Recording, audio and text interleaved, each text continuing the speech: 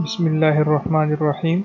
अभी तक इंजीनियरिंग और मेडिकल के जितने भी टेस्ट हुए हैं उन सब के एमसीक्यूज चैप्टर वाइज डिस्कस करेंगे और एमसीक्यूज को सॉल्व करने की जो शॉर्टकट ट्रिक्स हैं उसको भी डिस्कस करेंगे।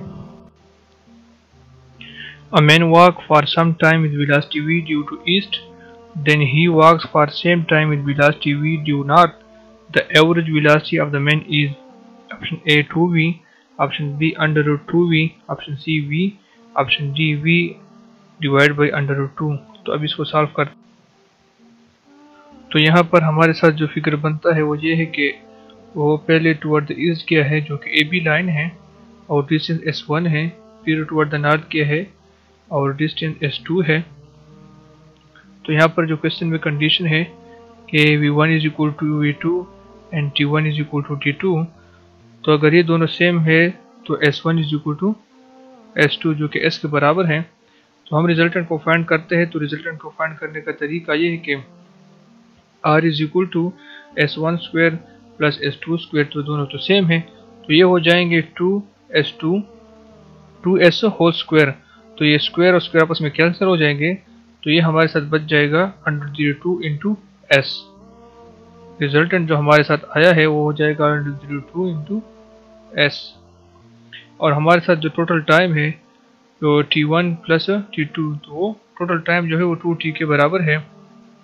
तो अब एवरेज वेलोसिटी फाइंड करते हैं। तो हमारे साथ जो एवरेज वेलोसिटी का इक्वेशन है कि total displacement divide by total time, तो हमारे साथ जो डिस्प्लेसमेंट आया वो आया है under 2 into S divide by total time जो है वो 2T है। तो हमारे साथ S जो बराबर होता है वो VT के बराबर होता है, तो S की जगह हमने VT लगाया, तो और नीचे भी 2T है, तो यहाँ पर ये T और T कट जाएगा, तो हमारे साथ बच जाता है अंडर 2V डिवाइड बाई 2। तो 2 को हम इस तरह भी लिख सकते हैं कि अंडर 2 मल्टीप्लाई अंडर 2, इसको दोबारा अगर आप मल्टीप्लाई करें तो हमारे साथ 2 आ जाता है, तो ये अंडर 2 और अंडर 2 कट जाएगा, तो हमारे साथ बच जाएंगे V डिवाइड बाई अंडर 2। तो ये हमारे साथ करेक्ट ऑप्शन है। तो यहाँ पर हमारे साथ ऑप्शन डी जो है ये करेक्ट है, V divide by under 2। The area under the acceleration time graph represents A displacement, B velocity, C change in velocity, option D distance traveled। तो हमारे साथ एक्सेलरेशन बराबर होता है delta V by delta T। तो delta V को इधर छोड़ दें तो ये हो जाएगा A इंटू डेल्टा T। तो area under the acceleration time graph के रिप्रेजेंट करता है चेंज इन वेलोसिटी। तो यहाँ पर ऑप्शन सी जो है वो करेक्ट है। The numerical value of displacement to distance is option A always less than 1, option B always equal to 1, option C always more than 1, option D equal to or less than 1।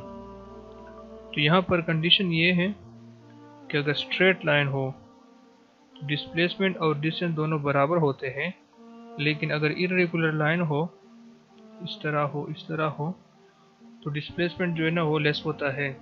तो equal भी हो सकता है और less than 1 भी हो सकता है, तो यहाँ पर ऑप्शन डी जो है वो करेक्ट है। When we kick a stone, we get hurt. It happens due to option A inertia, option B velocity, option C reaction, option D momentum। तो ये तो न्यूटन की थर्ड लॉ है, तो every action there is an equal and opposite reaction.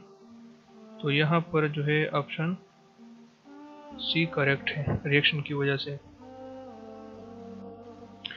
If the 100 gram mass having G is equal to 32 feet per second square, then its force is option A 320 pound, option B 9.8 Newton, option C 329, option D none of these।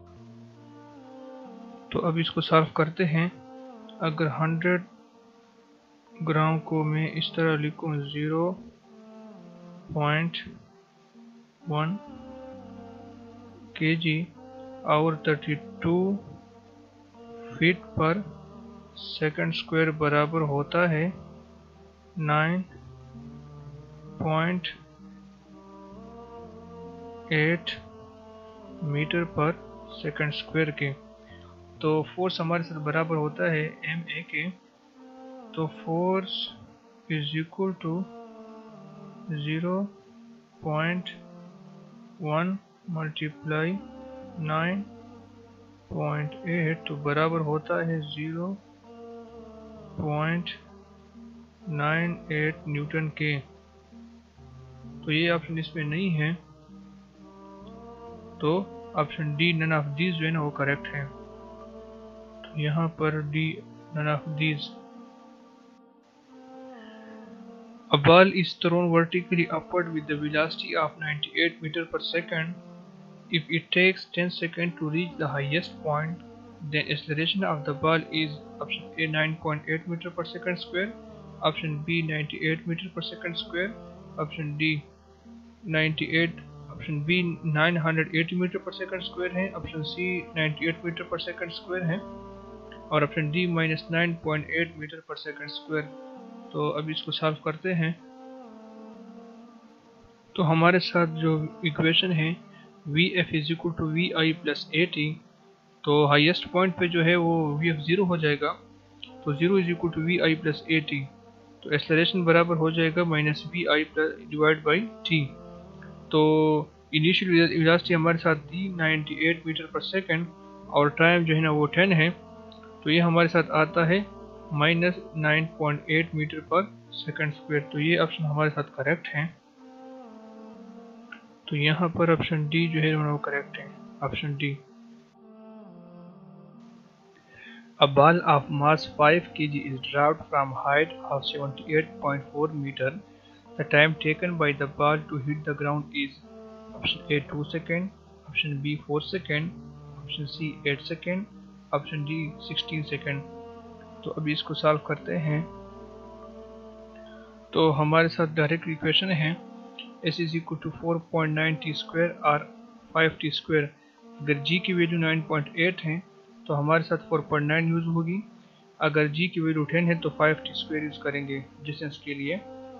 तो 4.9 को इधर divide करेंगे और under the root लेंगे, तो t = √s / 4.9।